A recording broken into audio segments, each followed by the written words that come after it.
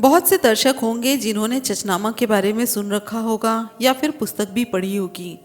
बहुत ही विख्यात है ये पुस्तक चचनामा। आखिर ऐसा क्या है इस पुस्तक में जो इसकी इतनी ख्याति हुई? आज हम वही देखेंगे कि इस चचनामा पुस्तक में क्या है। तो चलिए शुरू करते हैं आज की वीडियो, जो कि है चचनामा पर।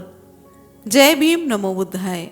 यह किताब मूल रूप में किसी अज्ञात व्यक्ति के द्वारा किसी अज्ञात काल में अरबी भाषा में लिखी गई थी और फिर 13वीं सदी में अरबी से फारसी भाषा में अनुवाद किया अली इब्ने हमीद इब्ने अबू बकर कूफी ने। उसका फिर 1900 में मिर्ज़ा कालिज बेग द्वारा अंग्रेजी में अनुवाद हुआ, जिससे अन्य कई भाषाओं में अनुवाद हुए। यानी कि यह पुस्तक किसने लिखी नहीं पता, कौन से काल में लिखी गई ये भी नहीं पता।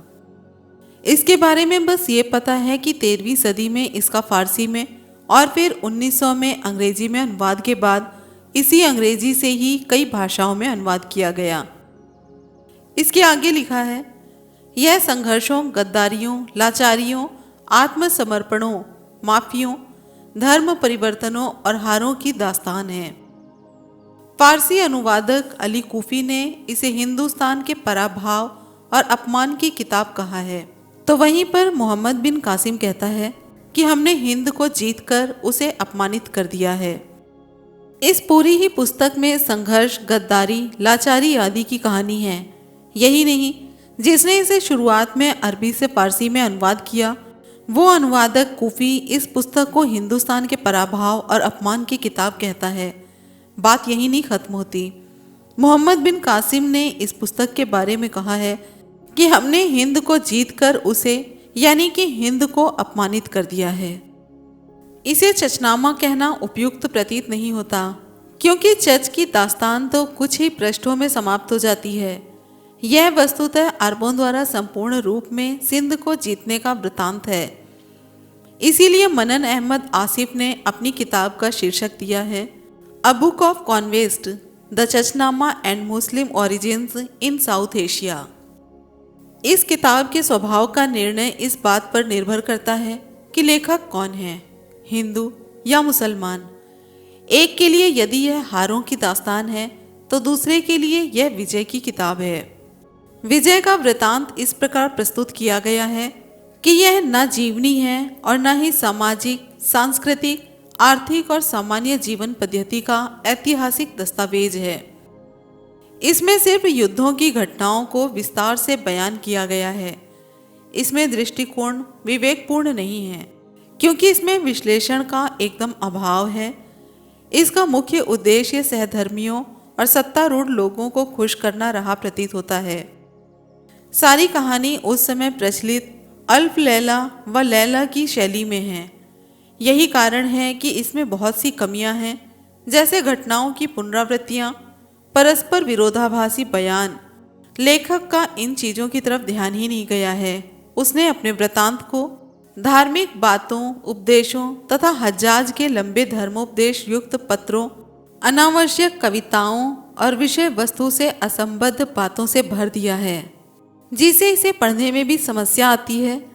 असली बात छूट जाती है और पाठक इधर उधर की बातों में उलझ जाता है। इससे ऊब पैदा होती है। जब भी हम कोई पुस्तक पढ़ते हैं तो उसमें एक सीरियल वाइज बातें बताई जाती हैं, जैसे कि पहले क्या हुआ, उसके बाद क्या हुआ और उसके बाद क्या हुआ। लेकिन इस पुस्तक का सिरे से छोर तक कुछ भी अता पता नहीं है। एक घटना को बार बार बताया गया है और किसी भी बात के प्रमाण के लिए विरोधाभासी संवाद हैं, जिससे कि पढ़ने वाले को कोई इंटरेस्ट नहीं रहता। क्योंकि जब भी हम कोई मूवी देखें, सीरियल देखें या फिर कोई किताब पढ़ते हैं या फिर कुछ और, एक डोर होती है जो हमें उसको पूरा देखने में या पढ़ने के लिए उत्साहित करती है। लेकिन इस पुस्तक में ऐसा कुछ भी नहीं मिलता। किताब में धार्मिक पक्षपात स्पष्ट दृष्टिगोचर होता है। जब कोई हमलावर मुसलमान मरता है उसे शहीद कहा जाता है, और जब कोई हमलावर मुकाबला करने वाला कोई सिंधी या फिर भारतीय यानी कि हिंदू मरता है तो उसे जहन्नुम में गया लिखा जाता है। किताब क्योंकि उपन्यास जैसी है, अतः इसमें कल्पना की भी सहायता ली गई है ताकि कहानी की निरंतरता और रोचकता बनी रहे।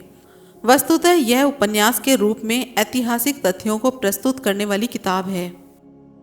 इस पुस्तक में आप साफ तौर पर देख सकते हैं कि अगर मुसलमान मरता है तो वो शहीद होता है, और शहीद का मतलब आप सभी अच्छे से समझते होंगे।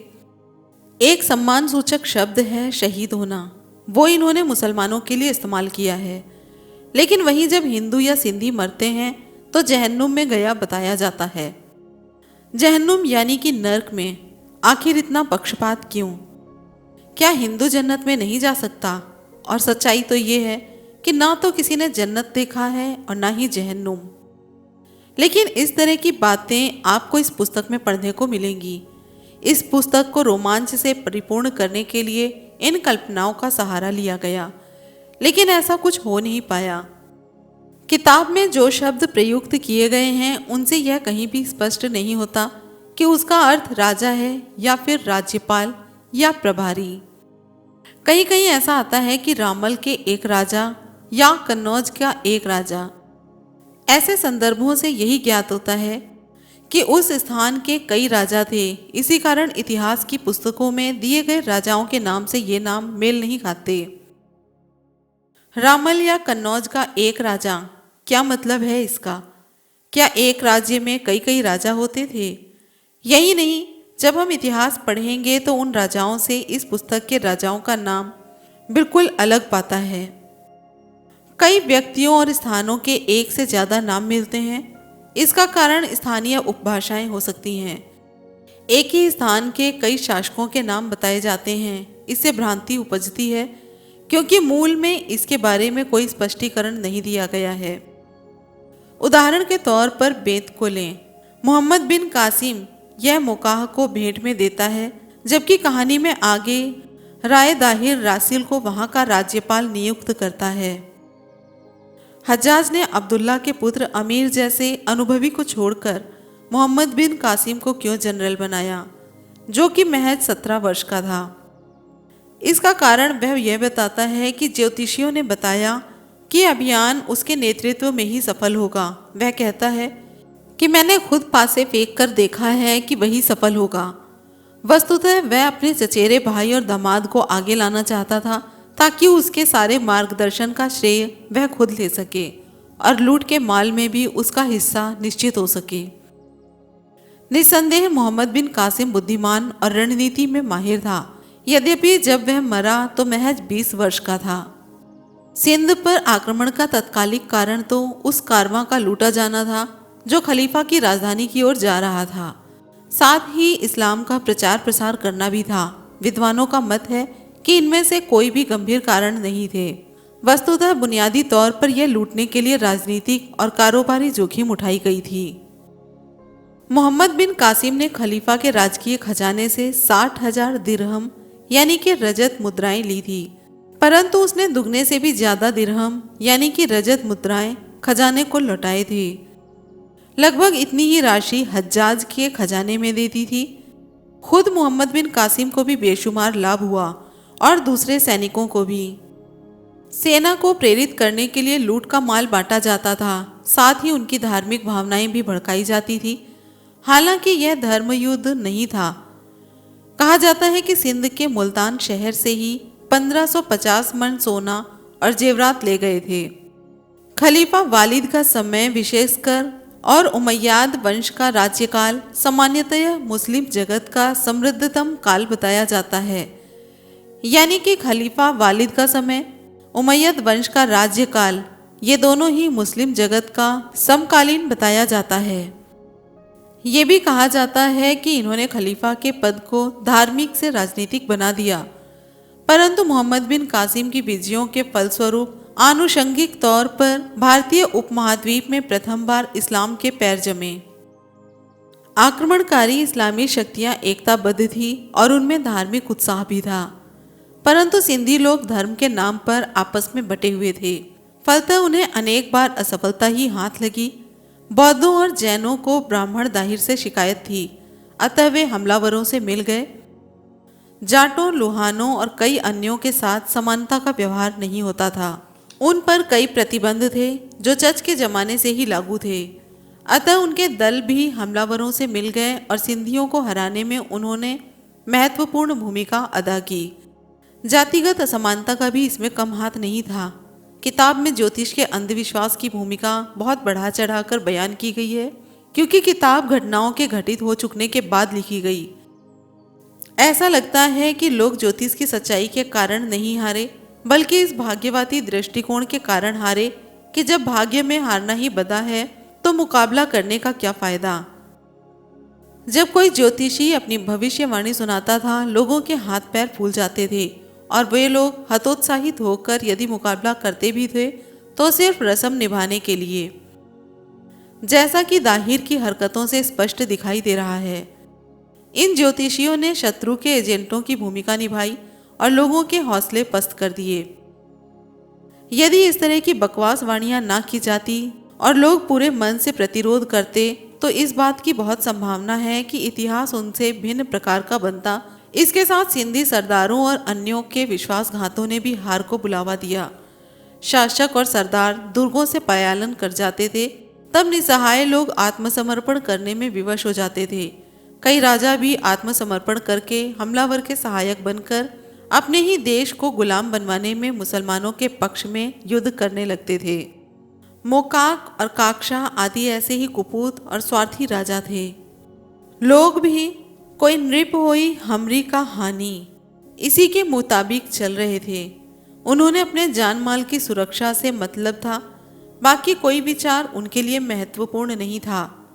देशभक्ति या राष्ट्रवाद नाम की कोई चिड़िया वहां नहीं थी। इसके अतिरिक्त अरबी फौजों के पास अच्छे हथियार थे, उनकी संख्या भी काफ़ी थी और वे युद्ध कला में भी ज़्यादा निपुण थे। उनकी सेना में अनुशासन था और उनकी तकनीक उन्नत थी, जबकि दाहिर का प्रतिरोध कमज़ोर था। दाहिर मोहम्मद बिन कासिम द्वारा देवल जीतने के 9 दिन बाद तक हाथ पर हाथ धरा बैठा रहा, जबकि मोहम्मद बिन कासिम आगे क्या करना है इस बाबत हज्जाज से पत्र व्यवहार कर रहा था। दाहिर के पास 9 दिन का समय था, जो काफ़ी था, परंतु उसने एक भी तिनका नहीं तोड़ा। उसने देवल को निसहाय छोड़ दिया, बल्कि ऐसा प्रतीत होता है कि वह अपनी हार पहले ही मान चुका था। इसीलिए उसने अपने विश्वस्त जहीन बुद्ध को देवल से भागने के लिए घोड़ा और ऊंट भेजे थे। दाहिर ने न केवल अग्रिम योजना नहीं बनाई, बल्कि उसने अपने पुत्र जय सिंह को भी आगे बढ़कर अरब सेना का सामना करने से रोक दिया था। दाहिर की इसी ढुलमुल नीति के कारण अरब सेना को खंदक खोदने और मोहम्मद बिन कासिम की समुद्री यात्रा से आने वाली सेना के साथ मिलने का मौका मिल गया। फलतः अरबों की जीत मिलती गई।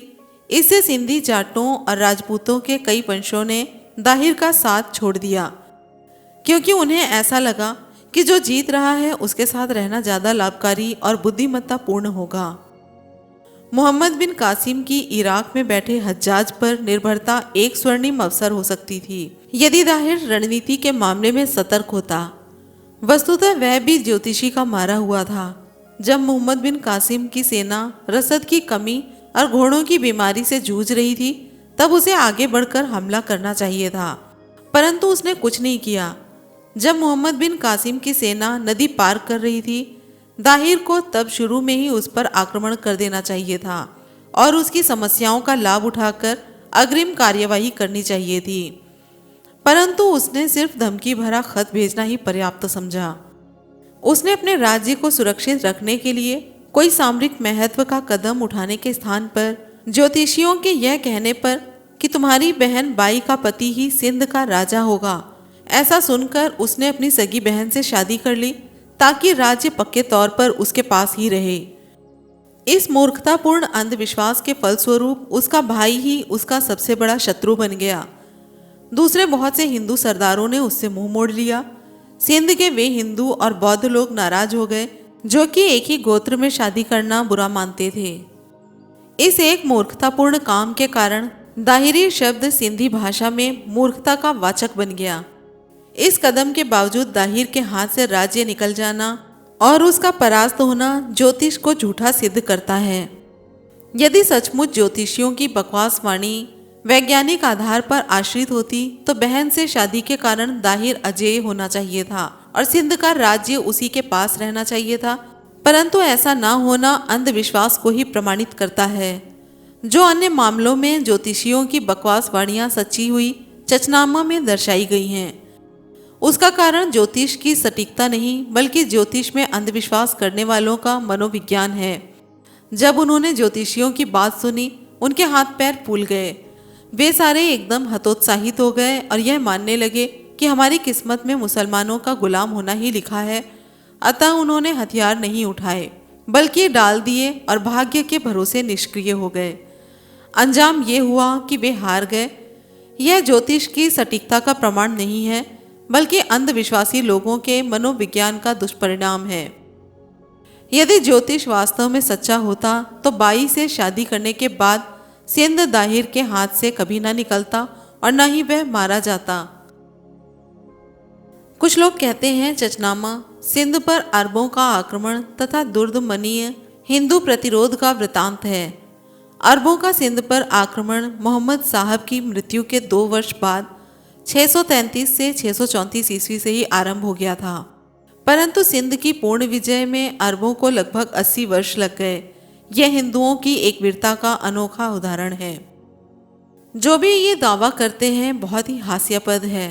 जो लोग 80 वर्षों में भी विदेशी हमलावरों के दांत खट्टे ना कर सके और अंततः अपना सर्वस्व हार गए, वे अवश्य ही अनोखे वीर थे।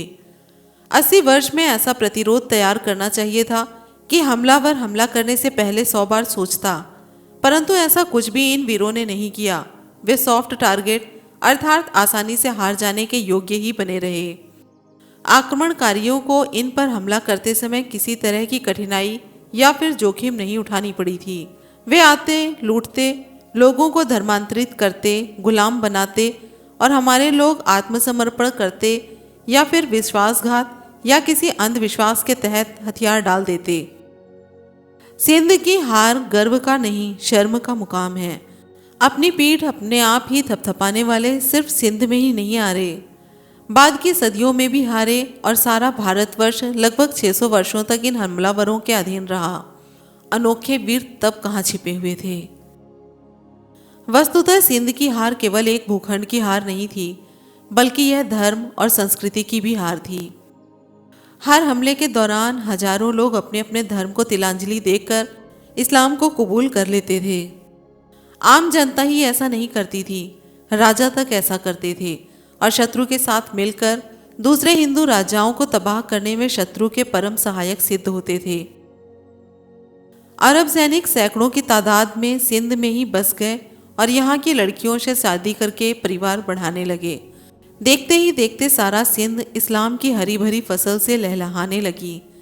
तभी तो मनन ने अपनी किताब का शीर्षक दिया है the Chachnama and Muslim origins in South Asia. जो लोग 80 वर्षों में भी सिंध में प्रबल प्रतिरोध नहीं पैदा कर पाए, उनके साथ यही होना चाहिए था।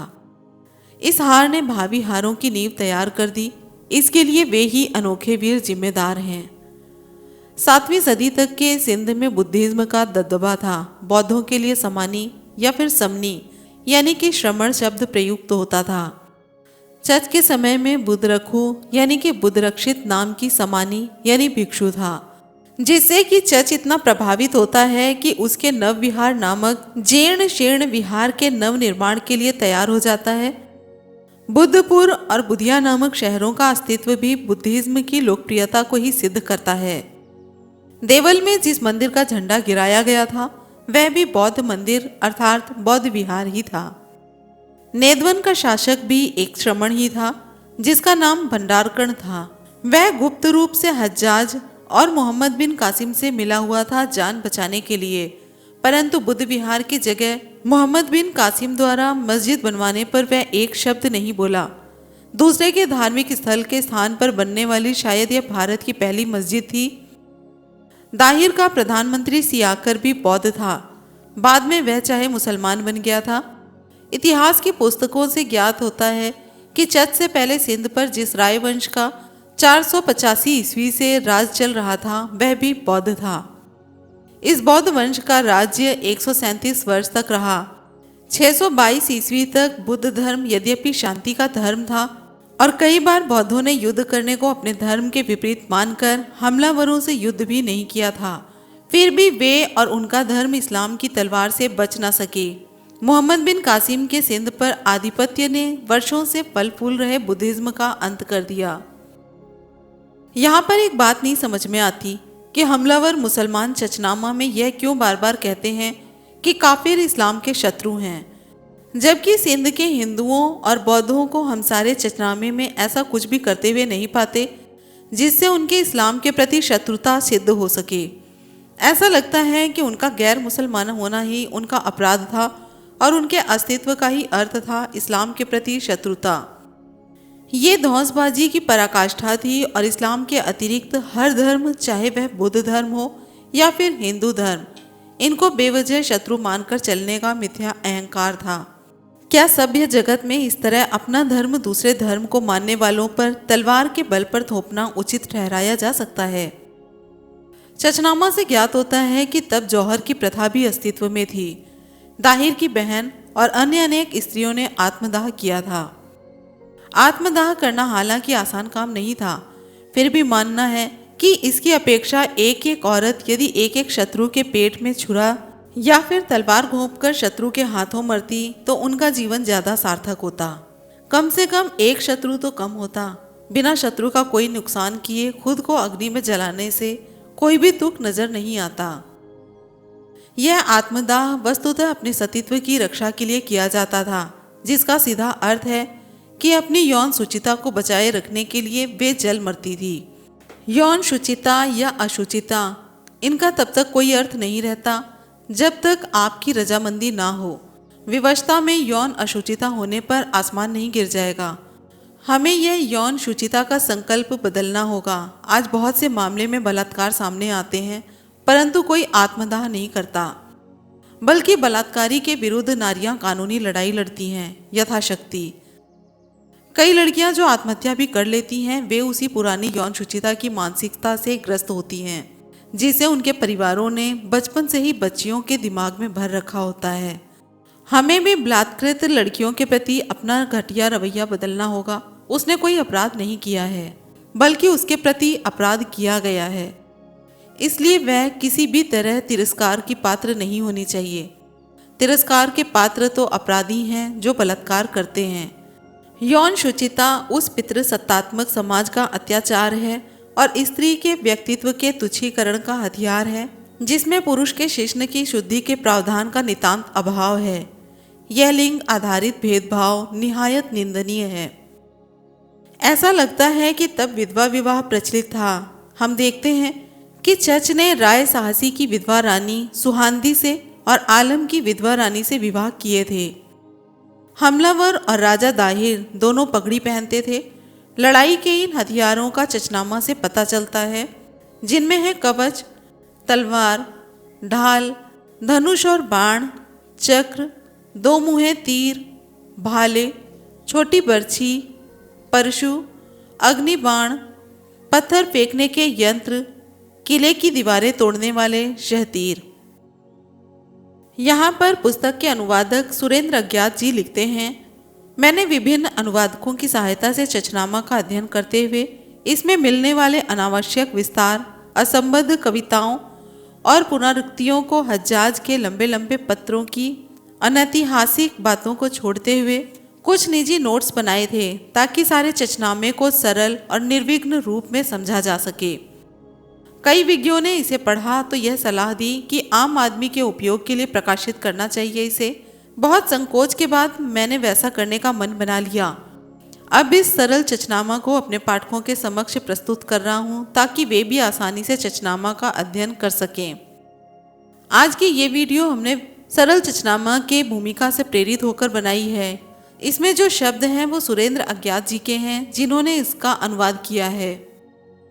वीडियो के बारे में अपनी राय कमेंट बॉक्स में ज़रूर दें। वीडियो पसंद आई हो तो लाइक कमेंट शेयर करें और चैनल को सब्सक्राइब करें। फिर मिलते हैं अगले वीडियो में। जय भीम, नमो बुद्धाय, जय संविधान।